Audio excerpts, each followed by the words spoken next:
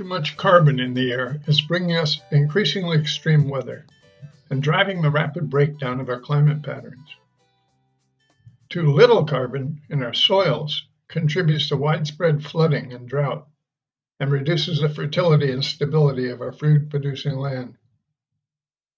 So moving carbon from the air to the soil is one of the winningest win-wins of all time. We've made short presentations on 4 relatively simple ways that gardeners and small-scale farmers can help to relocate this carbon to where it's valuable.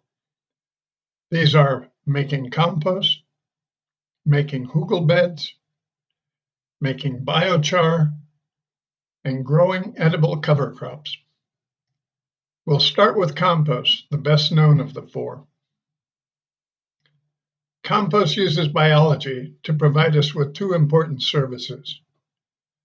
It safely disposes of organic waste, and it increases the organic matter content of our garden and farm soils.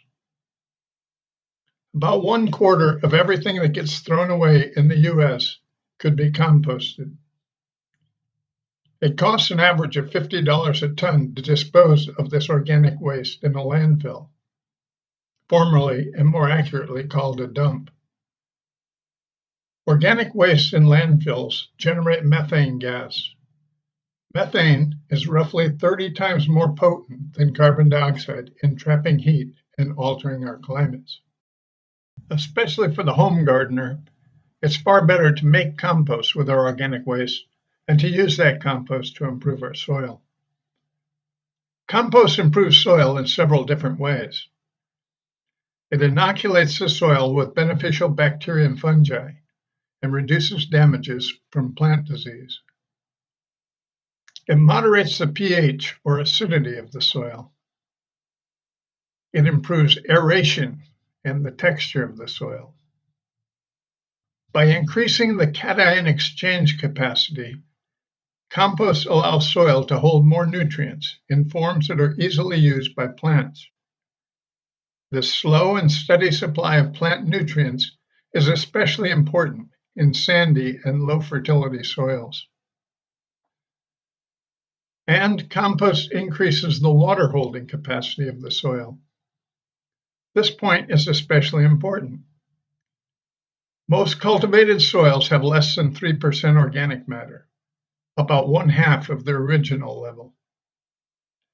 Increasing organic matter back to 6% with compost and with hugel beds, biochar, and cover crops, ideally all working together, will enable it to hold much more water.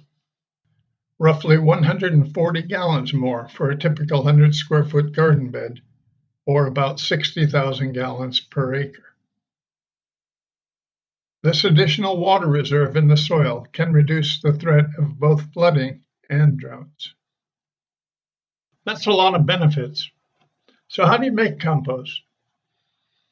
There's a lot of different approaches, but one of the best ways to make compost is to alternate layers of high carbon material with thin layers of high nitrogen material. High carbon materials like straw, tree leaves, corn stalk, and wood chips are often referred to as browns. Manure, fresh grass clippings, bean and pea plants are richer sources of nitrogen and are called greens. It's best to avoid pet feces, like used kitty litter, because they can spread disease. Also avoid meat scraps and fats, as they can attract raccoons and other animals. Keep alternating brown and green layers until you have a pile with a volume of at least a cubic yard or a cubic meter, about 3 feet by 3 feet by 3 feet. This can be done as an open pile or more neatly stacked, like this compost pile in Kenya that's contained with cassava stalks. A ring of fencing or a box made of scrap wood are 2 other ways to contain a compost pile. Turning your compost pile occasionally speeds up the decomposition process. Open piles are easier to turn than enclosed piles. Really big piles can be turned with a rototiller to save your back. Let's quickly go through the process. Making a compost bin with 4 pallets or skids works well where space is limited or tidiness is important. If possible, gather all the materials for making your pile before you begin. The greater the diversity of the materials composted, the greater the diversity of beneficial bacteria and fungi in the compost. This diversity makes the compost more valuable in your garden soil. We're starting with a layer of brush for better drainage. Then we begin laying in water weeds. The Leaf for Life garden is adjacent to a lake in north central Florida. Next, we add garden weeds and garden plants that are no longer producing. The soil clinging to their roots brings beneficial bacteria to the compost pile. Tree leaves that have been soaked beforehand are then added.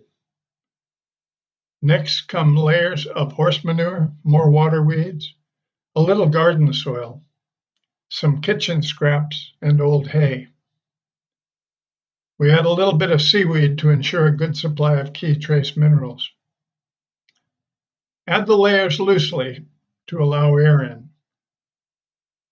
Aerobic bacteria need oxygen to thrive.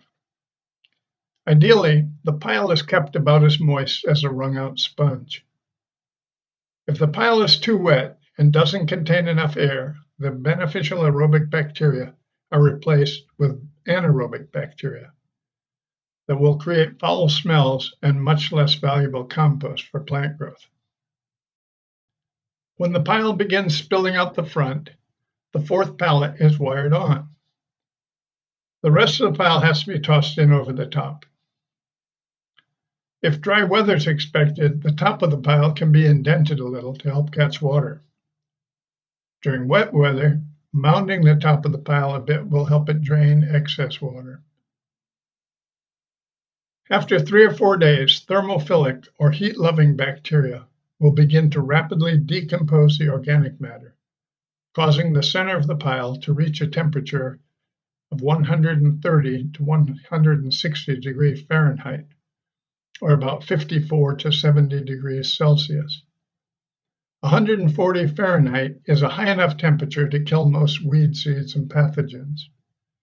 Temperatures over 160 or 70 Celsius will reduce the quality of the compost. You can check the temperature with a probe thermometer or by pushing a piece of rebar into the center. After a few minutes in the pile, it should come out hot to the touch. When the compost is finished, it should have an earthy smell and should be difficult to identify any of the initial ingredients. Sifting the compost removes larger pieces that can be sent back for further composting. It also makes a uniform and easy to handle material to use in your garden. Some of the finished compost becomes carbon-rich humus that resists further decay. Humus can hold soil particles together, and it can absorb 6 times its weight in water and keep carbon out of the air for many years. We usually try to spread 1 to 2 inches of finished compost on our vegetable beds each year, like this moringa bed. If you don't plan to put the compost in your garden right away, covering it will help hold in nutrients and prevent it from leaching or washing away. There are several other variations of making and using compost that have enthusiastic practitioners. Vermicomposting, or using worms to break down organic material, is a more specialized method that creates extremely high-quality compost.